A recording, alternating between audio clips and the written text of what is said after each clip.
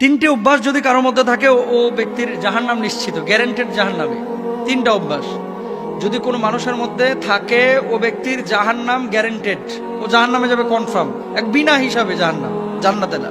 আল্লাহ রাসূল সাল্লাল্লাহু আলাইহি ওয়াসাল্লাম বলেছেন, দেখেন আল্লাহ তাআলা কিন্তু কোনো মানুষকে জাহান্নামে পোড়ানোর জন্য বানান নাই। আল্লাহ বানিয়েছেন মানুষকে বড় মায়া করে, দয়া করে, রহম করে, মানুষ যাতে করে সুপথে ফিরে আসে, আল্লাহকে ডাকে, আল্লাহকে স্মরণ করে এবং আল্লাহর জান্নাতে যায়। কোনো মানুষকে আল্লাহ তাআলা ইচ্ছাকৃতভাবে জাহান্নামে জ্বালাবেন না, এটা আল্লাহ তাআলার বৈশিষ্ট্য না। আল্লাহ সুবহানাহু ওয়া তাআলার সিফাতের মধ্যেও এটা পড়ে না। আল্লাহ গাফফার, আল্লাহ রহমান, আল্লাহ রহিম। কিন্তু এমন কিছু কাজ আছে যে কাজগুলোকে আল্লাহ অত্যন্ত অপছন্দ করেন, নবী অপছন্দ করেন, কিন্তু এই কাজগুলো মানুষ অহরহ করছে। এই কাজগুলো করার কারণে মানুষ নিজের আশ্রয়স্থলটাকে জাহান্নামে বানিয়ে নিচ্ছে। তারা কারা?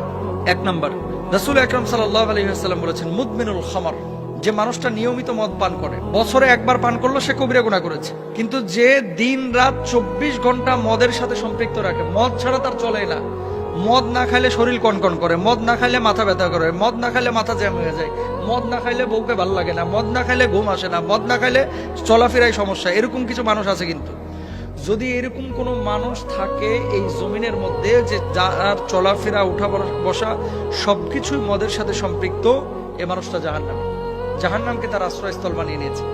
রাসূল আকরাম সাল্লাল্লাহু আলাইহি ওয়াসাল্লাম বলছেন, মদ পানকারী ব্যক্তির 40 দিনের নামাজ কবুল হয় না। সে তওবা করলে তবে আল্লাহ তাআলা তার তওবা কবুল করেন। যদি সে আবার মদ পান করে তাহলে আল্লাহ তাআলা তার 40 দিনের আবার নামাজ কবুল করেন না। এর মানে এই না যে আমি একবার মদ খাইছি বা সিগারেট খাইছি বা জর্দা খাইছি বা নেশা করেছি, থাক আর নামাজের ধারে কাছে যাওয়ার দরকার নাই, কারণ 40 দিন তো নামাজ কবুল হবে না। বিষয়টা এরকম না। নামাজটাও পড়বে, তওবাটাও কন্টিনিউ করবে, আর মদটাকেও ছেড়ে দেওয়ার চেষ্টা করবে। ইয়া আইয়ুহাল্লাযীনা আমানু লা তাকরাবুস সালাতা ওয়া আনতুম সুকারা, হে ঈমানদাররা তোমরা নামাজের ধারে কাছে যাও না। কখন? যখন তোমরা নেশাগ্রস্ত অবস্থায় থাকো। এটা কিন্তু স্পষ্টভাবে আল্লাহ সুবহানাহু ওয়া তাআলা পবিত্র কোরআনুল কারীমে বলেছেন এবং রাসূল আকরাম সাল্লাল্লাহু আলাইহি ওয়াসাল্লাম স্পষ্টভাবে আমাদেরকে জানিয়েছেন যে মদ পান এটা মুসলমানদের জন্য সম্পূর্ণরূপে হারাম। আচ্ছা, তাহলে এক নাম্বার, আমরা কেউ মদ পান করবো না। এই অভ্যাস যদি কারোর মধ্যে থাকে, এখন মদ বলতে শুধু ওই বোতল খাওয়া না, কিন্তু ইয়াবা ট্যাবলেট আছে, ড্যান্ডি আছে, আইস আছে, ফেন্সিডিল আছে, হিরোইন আছে, গাঁজা আছে, যেগুলোই নেশা তৈরি করে, এই ধরনের নেশা জাতীয় কোনো জিনিসে যদি অভ্যস্ত হন, জান্নাত আপনার জন্য হারাম, জাহান্নাম আপনার জন্য অবধারিত। দুই নাম্বার, এমন চরিত্র যদি কারোর মধ্যে থাকে তার জন্য জাহান্নাম অবধারিত। সেটা কি? আত্মীয়তা সম্পর্ক ছিন্ন যারা করে। লা ইয়াদখুলুল জান্নাতা কাতিআ বা কুত্তা। আল্লাহ রাসূল সাল্লাল্লাহু আলাইহি ওয়াসাল্লাম বলেছেন, ওই ব্যক্তি যে আত্মীয়তার সম্পর্ক ছিন্ন করে সে আল্লাহর জান্নাতে যেতে পারবে না। আত্মীয়তার সম্পর্ক ছিন্নকারী ব্যক্তি কখনো জান্নাতে যাবে না। এখন আত্মীয়তার সম্পর্ক ছিন্ন কারা করে? আপনার আমার আশপাশের মানুষগুলোই তো। ইদানিং দেখবেন ভাই ভাইয়ের সাথে তেমন সম্পর্ক নাই, বোনেরা ভাইয়ের সাথে তেমন সম্পর্ক রাখতে চায় না। আর টাকা পয়সা আগে ছিল না, এখন যদি হয়ে যায় মাশাআল্লাহ। বড় লোক যে আত্মীয় আছে এটারে ফোন দিতে 3 বার ভাবে, না জানে কি মনে করে, সার মানুষ আছে না। আর গরিব আত্মীয় স্বজন এগুলোর তো কোনো খোঁজ খবরই নাই না, এগুলোকে মানুষই মনে করে না। একই বাড়িতে বিয়ের অনুষ্ঠান হচ্ছে, দেখবেন বড় লোকের বাড়িতে অনুষ্ঠান হচ্ছে, গরিবকে অনেকে দাওয়াত দেয় না। হারাম। আত্মীয়তার সম্পর্ক যে ছিন্ন করলো সেই ব্যক্তি জান্নাতে যাইতে পারবে না, সে ব্যক্তি জাহান্নামে চলে যাবে। তো আত্মীয়তার সম্পর্ক ছিন্ন করার প্রবণতা বা খাসলাত বৈশিষ্ট্য কারোর ভিতরে থাকলে সে আল্লাহর জান্নাতে যাবে না। 2 নম্বর, আর আত্মীয়তার সম্পর্ক আপনি কেন ছিন্ন করবেন? যেখানে আল্লাহ রাসূল বলেছেন, তুমি যদি তোমার হায়াত এবং রিজকের মধ্যে ভরপুর বারাকা চাও, হায়াতটাকে যদি দীর্ঘ করতে চাও, মানে বরকতময় হায়াত চাও, আর যদি তুমি রিজকের মধ্যে প্রশস্ততা চাও, তাহলে আত্মীয়তার সম্পর্কটাকে তোমরা রক্ষা করে চলো। তাহলে আপনি আত্মীয়তার সম্পর্ক রক্ষা না করে যদি ছিন্ন করেন, আল্লাহর জাহান্নাম আপনার জন্য।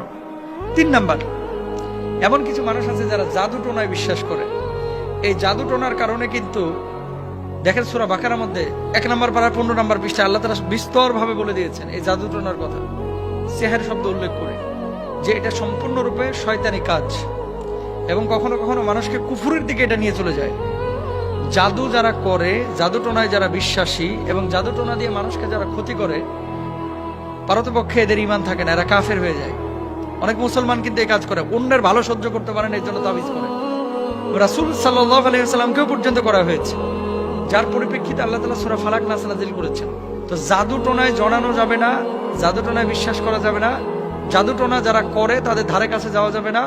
আরেকজনের কাছে তদবির নিয়ে এসে আরেকজনের ক্ষতি করা যাবে না। যদি এরকম কেউ করে সম্পূর্ণরূপে কুফরি কাজ করে এবং তার ঈমান থাকবে না। তাহলে স্থায়ীভাবে যে তিনটা অভ্যাস মানুষকে জাহান্নামের দিকে নিয়ে যায়, আমরা পাইলাম কি? 1 নম্বর হচ্ছে মদপান, 2 নম্বর হচ্ছে আত্মীয়তার সম্পর্ক ছিন্ন, 3 নম্বর হচ্ছে জাদুটনায় যারা আসক্ত। রাসূল আকরাম সাল্লাল্লাহু আলাইহি ওয়াসাল্লাম সাহাবীদেরকে বললেন, ও সাহাবীরা, আমার উম্মতের মধ্যে 70,000 উম্মত রয়েছে যারা বিনা হিসাবে আল্লাহর জান্নাতে যাবে। সাহাবীরা বললেন, ইয়া রাসূলুল্লাহ, 70,000 মানুষ বিনা হিসাবে জান্নাতে যাবে? এই কথা বলে নবীজি ঘরে চলে গেছে, আর বলেন নাই যে কারা। কতক্ষণ পরে সাহাবীরা আলোচনা শুরু করছে গোল গোল হয়ে, যে আচ্ছা এরা কারা? কে বলছে সাহাবীরা, কে বলছে শহীদরা, কে বলছে নবী আমি আলাইহিস সালাম। কতক্ষণ পর আল্লাহ নবী বের হয়েছে, বলছে কি নিয়ে তোমরা এত আলোচনা করছো? সাহাবীরা বললেন, ইয়া রাসূলুল্লাহ, আপনি যে বললেন যে 70,000 মানুষ বিনা হিসাবে জান্নাতে যাবে, এরা কারা? আমরা তো এটা নিয়ে কনফিউশনে পড়ে গেছি। আল্লাহ নবী বললেন, লা ইয়াস্তারকুনা ওয়ালা ইয়াত্তাইয়ারুনা ওয়ালা ইয়াত্তাউনা ওয়া আলা রাব্বিহিম ইয়াতাওয়াক্কালুন। যারা দাগ কেটে চিকিৎসা গ্রহণ করে না, গালগুল কাইটা, হাত পা কাইটা, তারপরে আগুনের শেক টেক দিয়ে এমন ভাবে স্পট ফেলে, এই ধরনের কোন চিকিৎসা যারা গ্রহণ করে না, ওই ঝাড়ফুঁক আর কি, অবৈধ ঝাড়ফুঁক যেগুলা। অশুভ লক্ষণ যারা বিশ্বাস করে না, অলক্ষণী কুলক্ষণী বলতে কোনো কিছু পৃথিবীতে নাই, সবকিছুই ভালো। তবে হ্যাঁ, কখনো কখনো মানুষ আপনার ক্ষতি করতে চায়। এই জন্য আল্লাহ রাসূল সাল্লাল্লাহু আলাইহি ওয়াসাল্লাম আয়াতুল কুরসির আমল শিখিয়েছেন, সূরা ফালাক নাসের আমল শিখিয়েছেন। অশুভ লক্ষণ বিশ্বাস করা যাবে না। বিড়াল দৌড় মারছে, কাক বাড়ির ওপরে ডাক দিয়েছে, এই জন্য খারাপ কিছু আসবে, বিশ্বাস করা যাবে না। এবং আল্লাহর ওপরে সবসময় তাওয়াক্কুল করতে হবে।